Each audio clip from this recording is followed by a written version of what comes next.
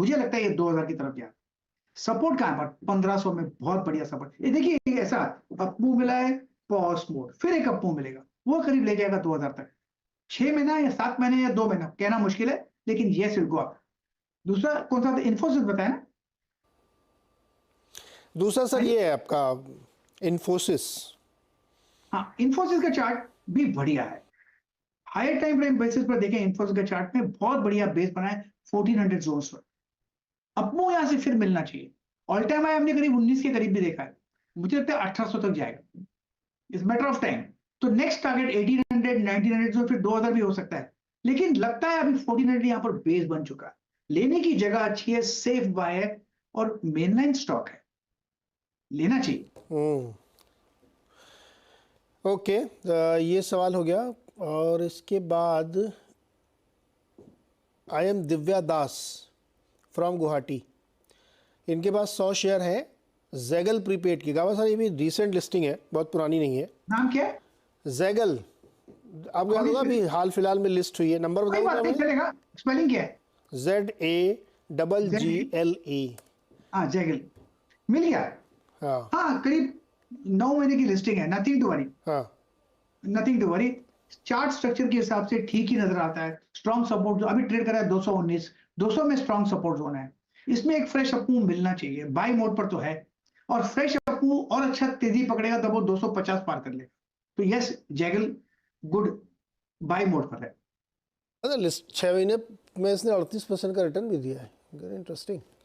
Okay, अच्छा वरुण चौरसिया का सवाल लेते हैं गावा सर। इन्होंने ये कहाँ से हैं? ये प्रयागराज से है। इंडियन ओवरसीज बैंक के 700 शेयर है 42 पर, और ITDC IDFC फर्स्ट के नहीं, IDFC फर्स्ट नहीं, पुराना वाला है मैं ख्याल में, IDFC के 500 शेयर है 114 पर। IDFC फर्स्ट वाले? फर्स्ट नहीं, पुराना, ये वाला, ये पुराना अच्छा, वाला। पहले देख लेते हैं इंडियन ओवरसीज बैंक। हाँ। ये ठीक जोन पर है, बाई मोड पर है, स्ट्रॉन्ग सपोर्ट जोन 40 पे है, 44 पर ट्रेड कर रहा है, अपसाइड ऑन है, लगता है 50 की तरफ जाएगा, और भी हायर जोन देखेंगे। और मुझे लगता है PSU बैंक्स में बॉटम आउट हो चुका, अपसाइड शुरू हुआ है, तो मेरे ख्याल से it's a hold PSU bank.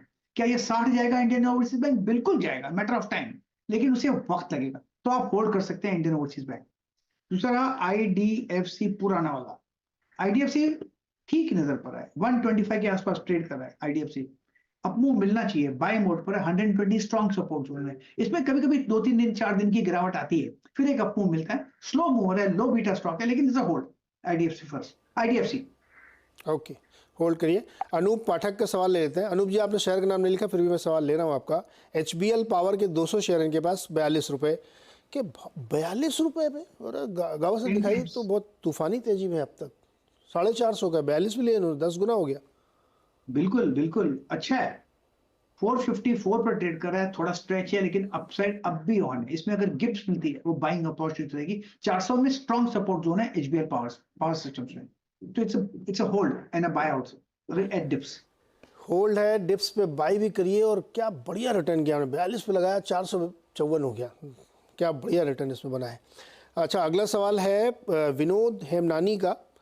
ये जानना चाहते हैं क्या वेदांत में इस समय निवेश कर सकते हैं? अब इन्होंने लिख दिया है वेदांत, मैं मान के चल रहा हूँ ये वेदांता की बात कर रहे हैं। वेदांत और वेदांता तो अलग अलग, वेदांत फैशन है और वेदांता माइनिंग कंपनी है। वेदांता बताइए सर। हम अज्यूम करते हैं वेदांता। मेरे ख्याल से जो अभी स्ट्रक्चरली जो बेस बना है 210 215 के आसपास वेदांत का, ये अच्छा बेस बना है, काइंड ऑफ डबल बॉटम बना है, फिर इसमें एक अपमूव मिल सकता है और चला जाएगा करीब 325 330 तक। अभी वहां कैसे बिहेव करता है वो कहना मुश्किल, लेकिन लार्जर टर्म स्ट्रक्चर पॉजिटिव है। करेक्शन आया, अपमूव मिला, फिर करेक्शन आएगा, फिर अपमूव मिलेगा, और अगर बेस मिल गया तो हायर जोन देखेंगे। फिलहाल 200 210 215 का अगर लो समझते हैं तो एक ट्रेडिंग बैट बनता है 350 350 तक। तो yes, it's a hold Vedanta hold करके चलिए। अच्छा, अगला सवाल है सुखदेव, ये जैसलमेर से सवाल लिख रहे हैं, और इनको जानना है टाटा पावर के शेयर के बारे में। इनके पास 325 है, बाई एट 325। टाटा पावर दिखाइए, हाँ 325 पे खरीदा है 400 शेयर, 1 महीने के लिए सिर्फ। देखिए ऐसा है कि इसमें जो बाई सिग्नल जनरेट हुआ टाटा पावर में 330 के आसपास हुआ था, और अच्छा अपमूव मिल चुका है 344। अगर 1 महीने का नहीं सोचना चाहिए, मैं होता ना एज अ ट्रेडर मैं प्रॉफिट बुक कर लेता है, लेकिन अपमू है टाटा पावर में, क्योंकि इनका नजरिया 1 महीने का, 1 महीने में साइडवेज भी जा सकता है क्योंकि काफी दौड़ा है फ्रॉम अराउंड 320 जोन्स। मैं होता तो प्रॉफिट बुक कर लेता, लेकिन अपमू ऑन है। 340 का अगर स्टॉप लगा के चलना है तो लगाइए, फिर चेस कीजिए, लेकिन 340 का स्टॉप लगाना चाहिए। अग्निहोत्री का लेटेंट व्यू पर सवाल है। 500 क्वांटिटी इन्होंने रखी है 460 के भाव पर लॉन्ग टर्म के लिए। अच्छा स्टॉक है, सेटअप के हिसाब से बहुत बढ़िया बेस, करीब 400 के करीब हुआ, वहां से बॉटम आउट हो चुका, अब मूव ऑन है। अब 500 में थोड़ा रुका है क्योंकि साइकोलॉजिकल रेजिस्टेंस ये भी पार कर लेगा, क्योंकि सेटअप के हिसाब से करेक्शन आया है, करेक्शन आके नीचे आया है, नीचे आया ऊपर जाने के लिए। मुझे लगता है इसका टारगेट करीब 600 होना चाहिए, लेकिन उसे वक्त लगेगा, टाइम लगेगा, लेकिन 600 दिखेगा 500 पार करने के बाद, लेकिन लगता है 500 पार कर ही लेगा, तो बायस अपसाइड है, लेटेंट व्यू। ओके, अगला सवाल अयूब का है और अयूब को जानना है टाटा इन्वेस्टमेंट कॉरपोरेशन के बारे में। 2300 रुपये पे इस समय चल रहा है लॉन्ग टर्म के व्यू। ये आपको ध्यान होगा सर, जब टाटा टेक्नोलॉजीज़ का आईपीओ आया था उस समय ये टाटा इन्वेस्टमेंट वाला काफ़ी स्टॉक चल रहा था, कई लोग इस पर उस समय बड़े क्वेरीज वगैरह ले रहे थे। क्या लग रहा है आपको इस समय? अभी तो ये 4250 का है। 2253, बहुत ही ब्यूटीफुल चार्ट है, उम्दा चार्ट है, जहां से 1000 के लो से शुरू हुआ है 4000 हो गया। टाटा इन्वेस्टमेंट और भी ऊपर जा सकता है, इसमें डिप्स मिलती है वो एब्जॉर्ब हो जाती है, घबराना नहीं चाहिए स्टॉक में, जब भी कोई डिप मिलती है तो खरीदारी का मौका बन जाता है। अब साइडवेज जोन पर है तो थोड़ा डिप भी मिल सकता है। 4000 आप कह सकते हैं कि लॉजिकल सपोर्ट बन गया, फिर एक अपमूव मिलना चाहिए 5000 तक। Yes, it's a hold Tata investment. Tata investment hold करिए। वर्षा सक्सेना हैदराबाद से सवाल लिख रही हैं। वर्षा जी का सवाल ये है कि इन्होंने कोल इंडिया के शेयर खरीदे हैं 1249 के प्राइस पे। अब ये 2000 शेयर और खरीदना चाहती है कोल इंडिया की, क्या करंट प्राइस पे खरीदा जा सकता है लॉन्ग टर्म के लिए? मैं नहीं करता, डिप मिलेगा तो खरीद लेता, 350 पे अगर डिप मिलता है तो ले लूंगा, नहीं आता तो छोड़ दूंगा, जितना है उसमें करना। थोड़ा स्ट्रेच है, इसलिए अनस्ट्रेचिंग की जरूरत है। अगर यहाँ पर ऐड करेंगे तो इनकी कॉस्ट थोड़ी हाई हो जाएगी। हाँ, तो अभी मत करिए, ज़्यादा स्ट्रेच हो गया है। अगला सवाल है विवेक का। विवेक ने पूछा 2 सवाल। यार मैंने कहा था एक एक पूछो आप, लेकिन चलो ले लेते हैं। 100 शेयर्स है फिनोलेक्स इंडस्ट्रीज़ के 207 पर, और मारुति के 2 शेयर इन्होंने खरीदे हैं 10,400 के प्राइस पे।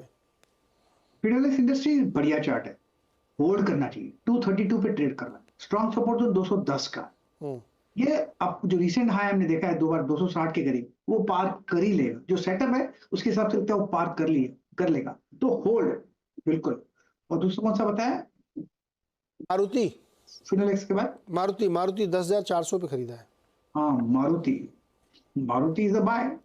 अब थोड़ा डीप आएगा, सपोर्ट है करीब 9800 के आसपास। 10,000 एक साइकोलॉजिकल सपोर्ट है, यहाँ लेने की जगह अच्छी, ऐड करने की, और होल्ड कीजिए लॉन्ग टर्म के लिए। थोड़ा डिप पॉसिबल है, लेकिन घबराना नहीं चाहिए। डिप पॉसिबल है, लेकिन घबराइए मत। अगला सवाल है यासिर का, यासिर शेख। इन्होंने खरीदा है आलोक टेक्सटाइल्स, 3000 शेयर्स हैं 20 रुपए के भाव पर। जो आलोक इंडस्ट्रीज सर, 3000 शेयर 20 रुपए पे।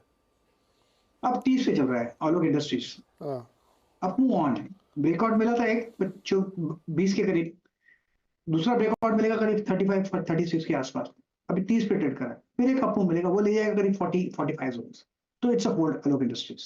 किसको लेना है तो 28 का स्टॉप लगाकर अब भी ले सकते हैं। यस, डिस्क्लोजर है, सो याद रखिए कोई भी सलाह अपने एडवाइजर से भी लीजिएगा कोई इन्वेस्टमेंट करने से पहले। समीर पांडे पूना से लिख रहे हैं वीएसटी इंडस्ट्रीज़ के 20 शेयर इनके पास 3792 रुपये पे लॉन्ग टर्म के लिए होल्ड करना चाहते हैं। लॉन्ग टर्म मतलब जो भी होगा इनका। अभी याद होगा इसमें दवानी साहब ने भी अपना स्टेक और बढ़ाया था जी। वीएसटी इंडस्ट्रीज़ कैसा लग रहा है सर? देखिए, कंसोलिडेशन जो हुआ है वीएसटी इंडस्ट्रीज में हुआ है करीब 2800 और 4000 के बीच में, और अच्छा अभी वहीं पर ट्रेड कर रहा है। ये कंसोलिडेशन है, इसमें जब भी कोई नेक्स्ट फ्रेश अपमूव शुरू होगा वो ले जाएगा 5000 तक, वो जब भी होगा। इसलिए अगर डिप्स मिलती है तो बाइंग अपॉर्चुनिटीज है। 3500 वीएसटी इंडस्ट्रीज में स्ट्रॉन्ग सपोर्ट जोन, तो मेरे ख्याल से buy on dip stock and continue to hold for long term VST industries. एक लास्ट क्वेश्चन और लेते हैं सर, कृति जायसवाल का प्रयागराज से। इनके पास 2 शेयर हैं, यूबीएल के 40 शेयर 1701 के भाव पर, और एपीएल अपोलो के 25 शेयर 1485 के भाव पर। 6 महीने का टारगेट क्या है? एपीएल अपोलो पहले लेते हैं, लेने की जगह अच्छी है, किसी को लेना है तो मेरे ख्याल से एक बाय सिग्नल जनरेट हुआ है आज यूपीएल अपोलो में। अब ट्रेड कर रहा है 1503, अब मूव मिलेगा 1700 तक जा सकता है, तो मेरे यस इट्स अ होल्ड। और दूसरा कौन सा बताया आपने?